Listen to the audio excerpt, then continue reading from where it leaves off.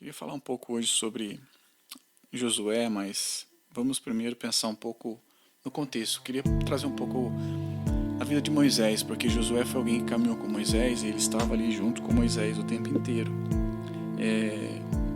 Moisés ele é visto de uma maneira diferente, né, pelo povo de Israel, até mesmo para nós como um grande homem de Deus, né?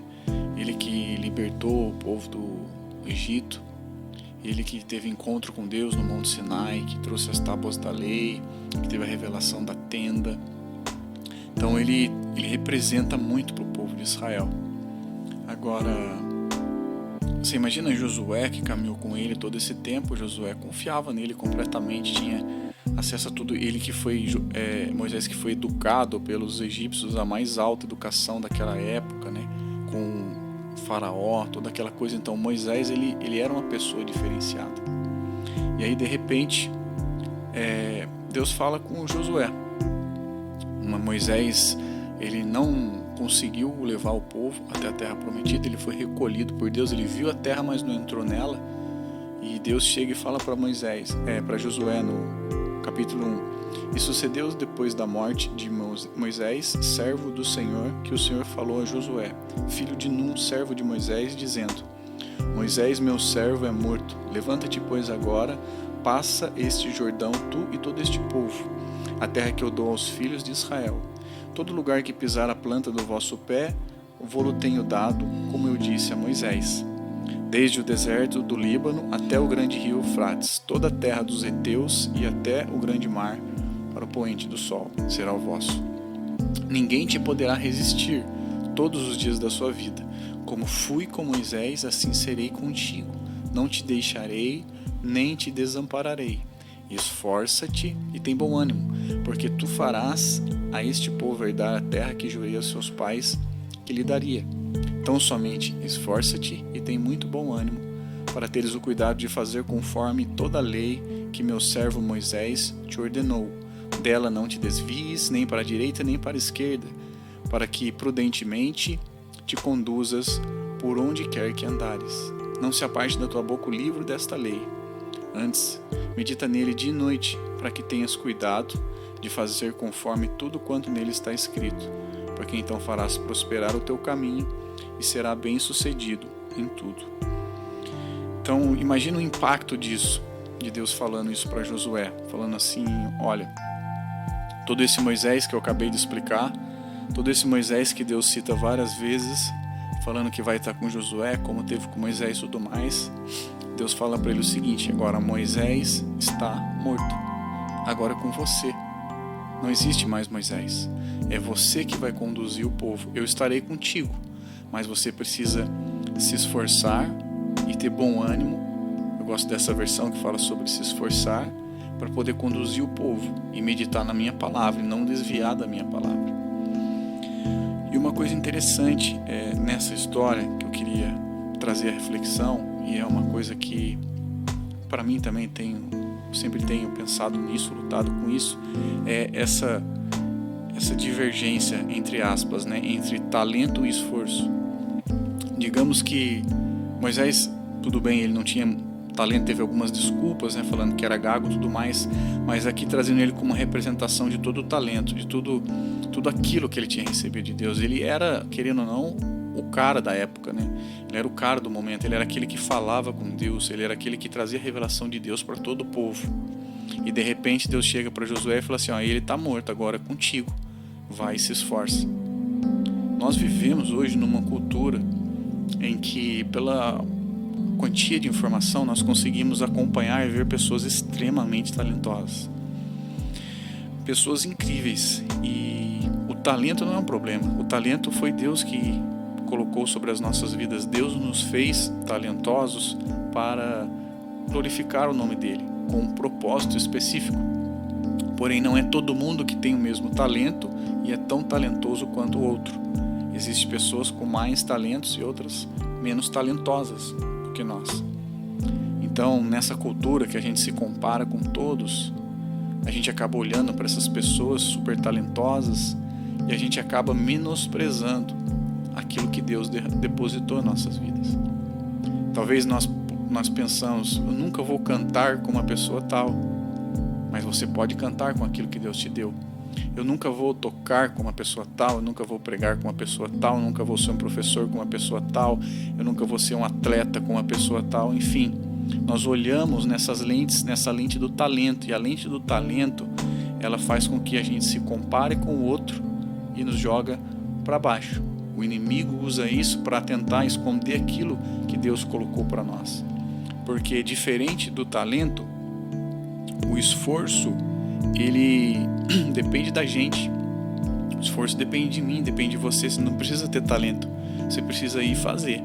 Você precisa ir colocar sua força, colocar sua dedicação sobre isso. Quando olhamos pela lente do esforço, nós não buscamos a comparação, nós buscamos a excelência, nós buscamos ser melhor naquilo que entregamos a Deus diariamente. Ou seja, o esforço é algo que depende da gente, é algo que é cabível para todo mundo fazer. Deus falou para para Josué, falou assim: olha, esforce-te. Josué poderia estar pensando, falou assim: puxa, eu nunca vou ser como Moisés, como que eu vou falar como Moisés com o povo, como que eu vou encontrar Deus, como que eu vou fazer, Deus está falando que Ele vai estar comigo, mas eu não sei qual que é o método que Moisés usava, eu caminhei tanto tempo, mas Deus falou para ele: você precisa se esforçar e focar em uma coisa, meditar na minha lei dia e noite e não desviar do meu caminho.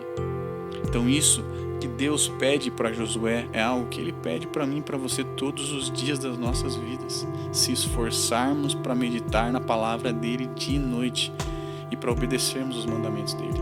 Isso não depende de talento, não depende de escola, não depende de graduação, depende do seu esforço de sentar diariamente diante da palavra de Deus, de sentar diariamente diante de Deus e aprender com Ele, aprender dEle e buscar a Ele.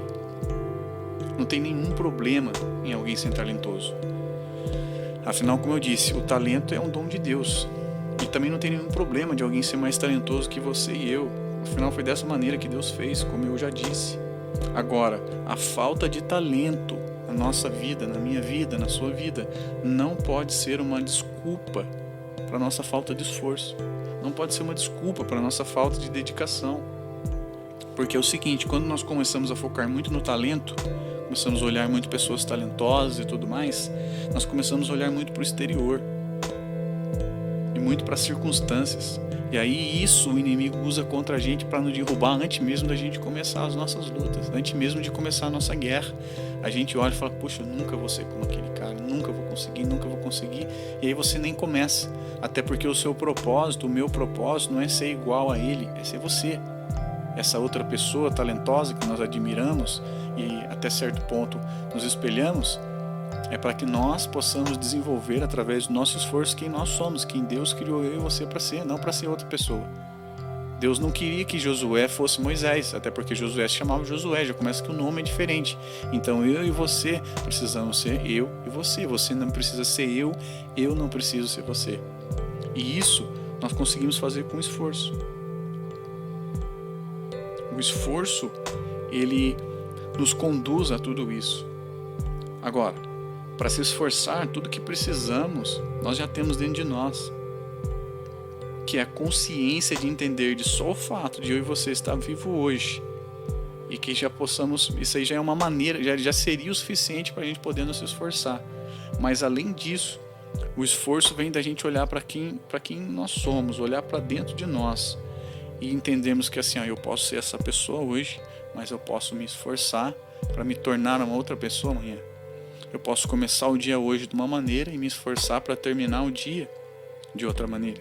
O esforço possibilita isso. Talvez eu possa, talvez não. O esforço ele não vai conquistar ou comprar o talento dentro de nós. Não tem como, através do esforço, eu me tornar super talentoso. Não. O esforço ele vai te transformar, ele vai te capacitar a crescer. O talento já é algo que está dentro de nós. Eu gosto de uma história que eu ouvi de um pastor, chama Jonathan Pokluda. Tem essa história no canal do YouTube, se você estiver ouvindo por aqui, você pode procurar aí Jonathan Pokluda, mas infelizmente está em inglês, eu não acabei nem tentando traduzir. Mas é uma história muito conhecida sobre a mina de diamante de Golconda. Ele conta o seguinte: E ajuda a trazer uma ilustração também, por isso que eu estou falando. Ele fala sobre Aleph Hafed, um persa antigo, da antiga Pérsia. E era um cara muito rico, ele tinha uma fazenda muito grande, muitos bens. Até que um dia um budista foi conversar com ele e falou sobre os diamantes. Ele falou, cara, você já ouviu falar dos diamantes? Cara, são pedras incríveis, valem muito dinheiro, é algo inacreditável, fica nos lugares assim e tal. E o Hafed, ele fica impressionado com tudo isso. Então ele começa uma busca desenfreada pelos diamantes. Ele vende a fazenda, ele vende todos os bens dele e gasta todo o dinheiro dele na busca de diamante. Vai para a África, vai para o Egito, vai para vários lugares da Europa, até que chega um dia na costa da Espanha, onde ele não tem mais nenhum tostão, já tinha gastado tudo, não consegue achar nenhum diamante e se mata por não ter conseguido achar o diamante. E a pessoa que compra a fazenda dele, num belo dia, leva o camelo. Seu camelo para beber água no rio, e quando o camelo está bebendo água no rio, aquela pessoa vê algo brilhando, e a hora que ela vai ver é um diamante. E foi o primeiro diamante a ser encontrado na maior mina de diamante existente até os dias de hoje, que é a mina de Golconda. E aquela pessoa se torna extremamente bem sucedida.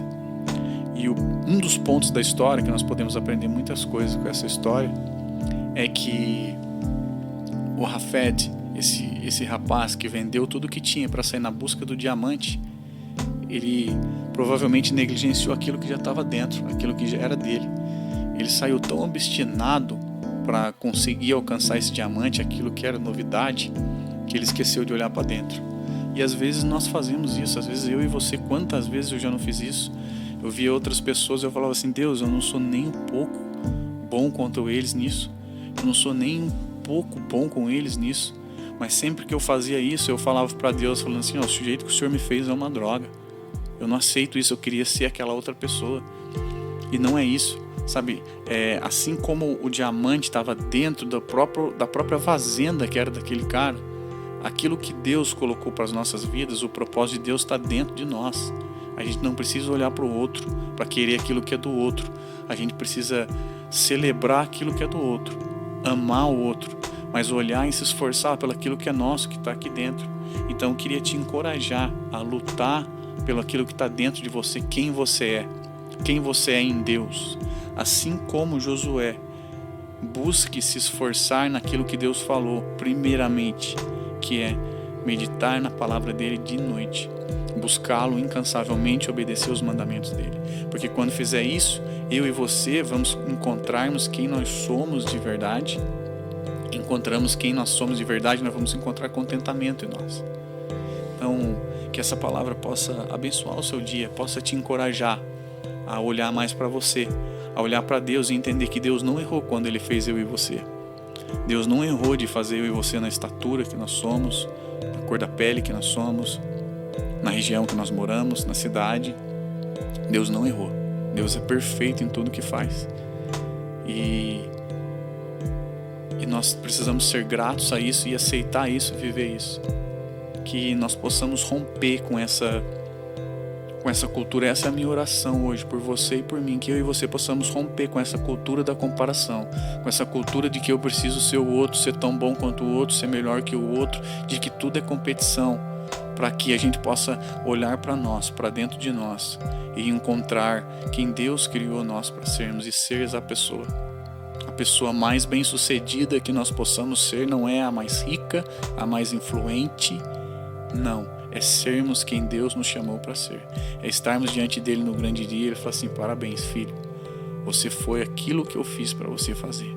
Você tomou as decisões que eu tinha para você.